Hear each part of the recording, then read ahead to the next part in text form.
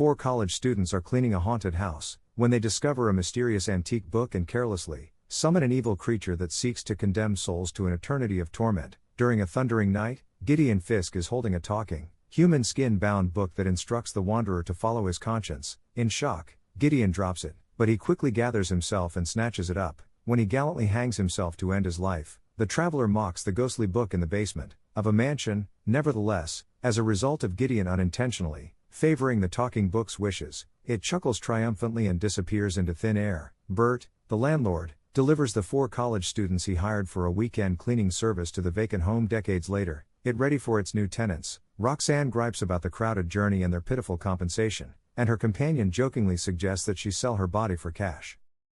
The young group of friends quarrel, and Jan makes fun of the landlord who is oblivious to it. Nevertheless, their nerdy friend Megan foolishly explains her friend's joke. The Wheatley Cleaning Company representatives then sign their contracts while Terry, the group's acting leader, reassures her companions that they are prepared for their brief stay. Bert also cautions them against bringing their partners inside the estate in order to prevent some funny business. Afterwards he confirms that there is electricity in the house, but the telephone isn't working, so he tells them to call the neighbors if necessary. The trio gathers their belongings and cleaning supplies while grumbling. Settle in the magnificent home. Inside, Terry claims that the mansion has a haunting past, claiming that the bizarre home's previous occupants abruptly left it in the middle of the night.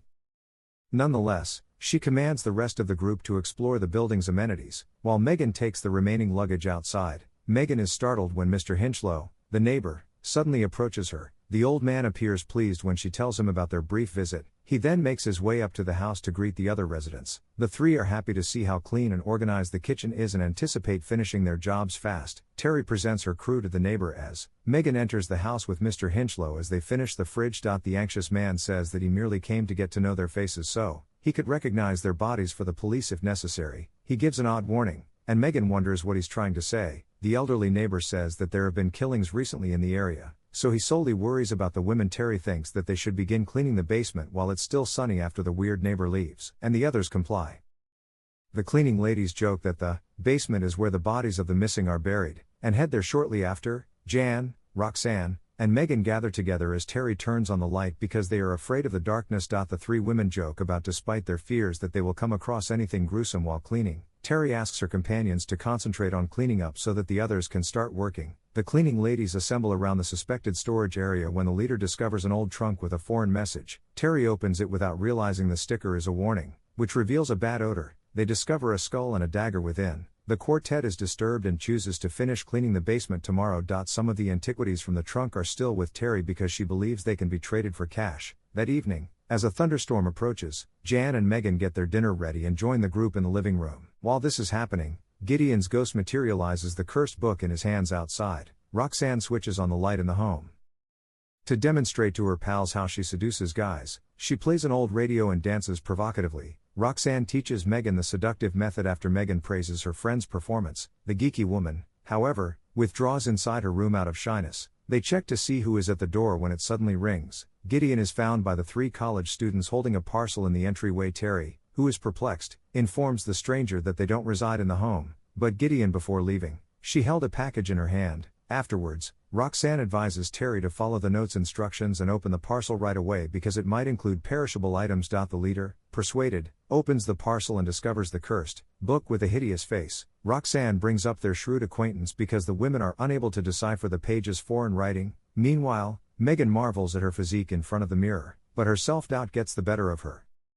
Suddenly, Roxanne shows up and reassures her insecure buddy that she has a good body. She then lets her know about the odd foreign book they need assistance reading. Jan and Terry discover sexual images in the book downstairs and believe they are some sorcerer's impure desires. When the 2 of them have reunited, Megan turns to a page with an illustration of a monster and reads the Latin chant in which they swear to a mysterious creature their bodies. The footnote, which forbids them from reading the preceding text, is then read by her. The quartet disregards the scriptures despite the fact that this warning is too late. As a result, Roxanne breaks the landlord's regulations by telling her friends that she would have company at midnight. Following that, Terry, Jan, and Megan leave their obstinate buddy engaged in the book and go to bed. Due of Megan's lack of familiarity with guys upstairs, Roxanne's intentions intrigue her. When the group goes to sleep, Jan and Terry reassure her that she can also seduce guys. Roxanne is presently attempting to open a bottle of wine. Unaware that Gideon is standing outside the mansion watching it, the horrifying picture from the book vanishes. When the clock strikes 12 and transforms into a comical creature, Roxanne stumbles through the kitchen and silently delivers the tray of wine and cups to the living room, where the beast is hiding. After that, the co-ed dresses in her pajamas without realizing the cartoon beast is gawking at her. Roxanne begins to drink when she hears the beast and looks around bewildered. The woman is suddenly tackled to the ground by the libidinous beast, who defiles her while she cries, waking her friends upstairs. The group believes she is enjoying a wild night with her partner, though Megan believes Roxanne is in danger when the noises stop, but Terry and Jan think they just finished early by lovers. While the beast pulls Roxanne's body, the nerdy woman calls for the couple on the stairs to allay her concerns.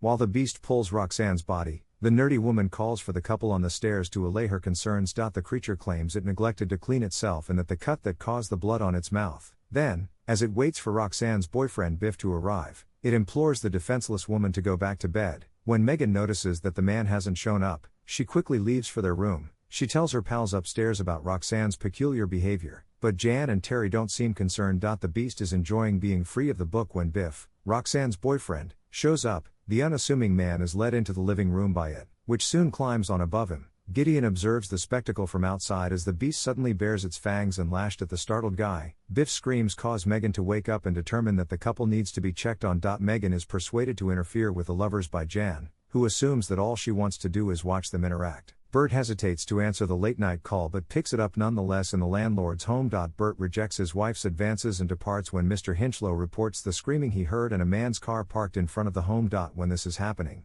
Megan discovers Biff's body downstairs, while looking for a misplaced tapestry.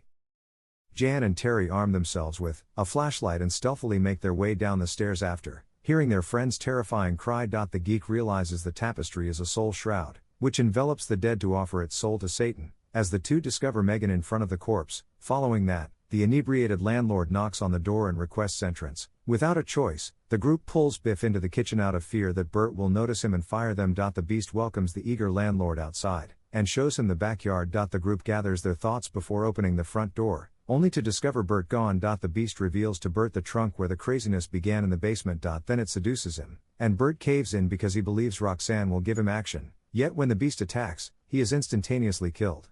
Megan realizes that the open book in the living room is missing the picture of the beast. Megan reads the text after Jan notices the illustration of the dagger they discovered on the following page. They learn that the beast's spirit was released into the living world by a previous incantation, and that it aims to slaughter people and collect souls. Unfortunately, Megan overlooks the directions on how to use the dagger and the shroud to slay the beast. Jan and Terry, however, reject the Bible's teachings and opt to search for Roxanne instead, reasoning she murdered her partner. The lights are on in the basement, but no one is present when the trio arrives. Terry is sitting on a chair, worn out. When the soul cloak collapses, exposing Bert's corpse, the group discovers Roxanne's lifeless body in the trunk and cries in terror. When Megan's hair starts to get pulled by an ethereal force, the three ladies panic and go outside. Terry comforts her friends upon her return to the house and rejects the notion of a live beast, believing that someone else is the murderer. The aggressive woman recommends arming themselves with a kitchen knife and phoning the police at Mr. Hinchlow's house. The group discovers that Biff's body and everything in the kitchen drawers are missing, leaving them defenseless. The women run into their neighbor as they rush back to the living room. The old man guides the co-eds to the front door after Jan confirms Mr. Hinchlow's fears about the haunting mansion.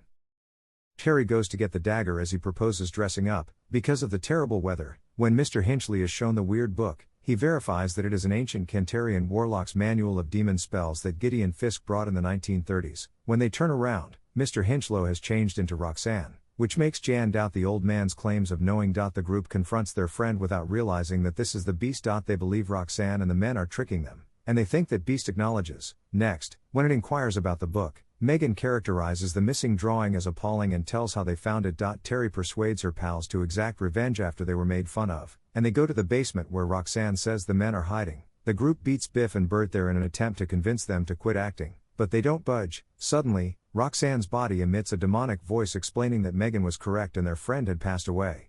When Megan finds herself surrounded by the monster, she realizes that she needs to stab the demon in the heart, but Terry left the dagger upstairs. Jan throws a box at the beast to catch it so they may flee. The monster, however, drags her to the ground and murders her. Terry locks the door as soon as the two survivors enter the home. However, they hear a tremendous crash upstairs, signaling the beast forced its way through a window. Terry takes an iron rod from the furnace to fight the monster because the two are unable to get the dagger. Megan urges them to flee and call the police out of fear, but the bold woman wants to exact revenge on her pals. The Beast rushes at Terry as they engage their foe upstairs, killing her, and Megan tumbles to the ground. Megan drags her leg after the fall and grabs for the book, but she can't focus to translate the unfamiliar scriptures. The Beast commands Megan as it moves, for the lone survivor with the soul veil. Before it eats her, Megan should read all the incantations allowed to free its familiars. Gideon suddenly arrives in the doorway and challenges the powerful demon. Even though the sorcerer had already sentenced himself to eternal damnation years earlier, the Beast makes fun of the wandering ghost's bravery, yet the sorcerer swears to right his wrongs and wipe the supernatural beings off the face of the planet. Gideon uses the old dagger to slay the Beast. The sorcerer quickly impales the Beast's heart when it turns around, causing it to revert to its cartoonish appearance. Megan hastily tosses the book into the fire as the Beast hobbles back to it as she waits, and the terrifying face sobs. As a result, the cartoonish beast disappears, and the sorcerer burns the soul cloak to echo the suffering of the demons. Gideon introduces himself to the wounded woman after completing his life's work. The sorcerer explains how delivering the old book to their nation was the result of his thirst for knowledge, which is what led to all the horror. Following his passing, Gideon's ghost waited for someone to let loose the creatures in the book so that they may be finally eliminated. The sorcerer's curse has been broken since Megan was able to successfully offer that leverage. Megan holds Gideon responsible for her friend's passing despite their success. The sorcerer asserts that the Beast never existed while revealing that her pals are still alive. Gideon thanks her and says goodbye as his soul finally ascends to the afterlife. When the sun comes up, Megan runs into Terry, who is unaware of their perilous encounter and believes her friends were out last night having fun. Mr. Hinchlow then pleasantly enters the home carrying a cup of coffee. Soon later, the puzzled and dazed Jan, Roxanne, Biff, and Bert show up. The elderly neighbor offers they watch cartoons on his portable television as everyone gathers. Megan screams in dread as she is reminded of her encounter with the cartoon devil. The end. If you like this story, please subscribe to the channel and like it, to motivate me to bring you more stories like this.